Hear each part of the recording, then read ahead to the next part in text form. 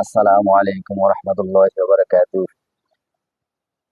ভাই, আজকে আপনাদের সামনে কথা বলার মতো এই যোগ্যতা আল্লাহ রাব্বুল আলামিন আমাকে যে দিছে বা বলতে পারতেছি, এটা আল্লাহর কাছে খাস রহমত। কারণ আমি আজকে প্রায় ৮ বছর যাবৎ ৫ বার হার্ট অ্যাটাক করার পরেও আল্লাহ আমাকে জীবিত রাখছে।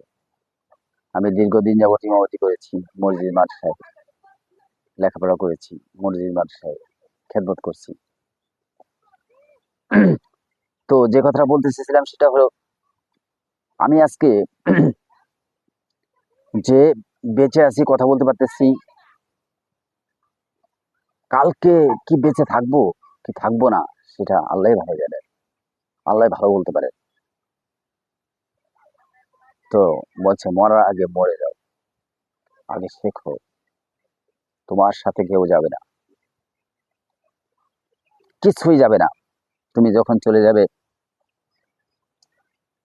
তোমার সাথে আর কিছু যাবে না। অন্ধকার কবরে যখন তুমি চলে যাবে, তোমাকে একাকিত্ব, শুধুমাত্র একা, আর কেউ তোমার পাশে থাকবে না। যখন তোমাকে কবরের মধ্যে রাখা হবে, আস্তে আস্তে করে যখন কবরের কবরের বাঁশগুলো দিবে, আর আস্তে আস্তে যখন অন্ধকার হয়ে যাবে, আর এক সময় এমন অবস্থা হবে যে তোমার চারদিক দিয়ে একেবারে অন্ধকার হয়ে যাবে, ঘোর অন্ধকার। যারা তোমাকে এত ভালোবাসতো, এত পছন্দ করতো, এক মুহূর্তে না না দেখলে ফোন করতো, কোথায় আছো, কেমন আছো, তাড়াতাড়ি আসতেছো না কেন?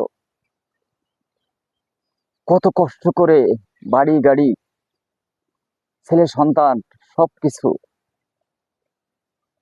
কষ্ট করে করলাম, তারা আজকে সবাই মিলে সুন্দর করে কবরে বাজে রেখে দিলে। আমি কিছু নিয়ে যেতে পারলাম না, যা কিছু দুনিয়াতে কামাই করলাম, একটা কিছুই আমি নিয়ে যেতে পারলাম না।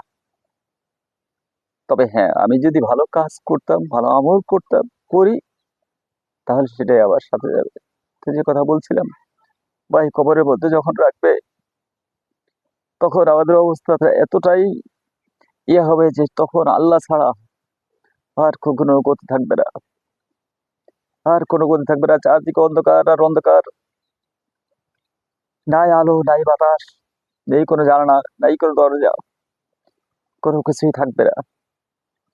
সেই সময়, সেই মুহূর্তগুলো চিন্তা করে, একটু চিন্তা করি, চিন্তা করে আমরা দুনিয়াতে সেইভাবে চলার চেষ্টা করি। আল্লাহ জানে আমাদেরকে আমলের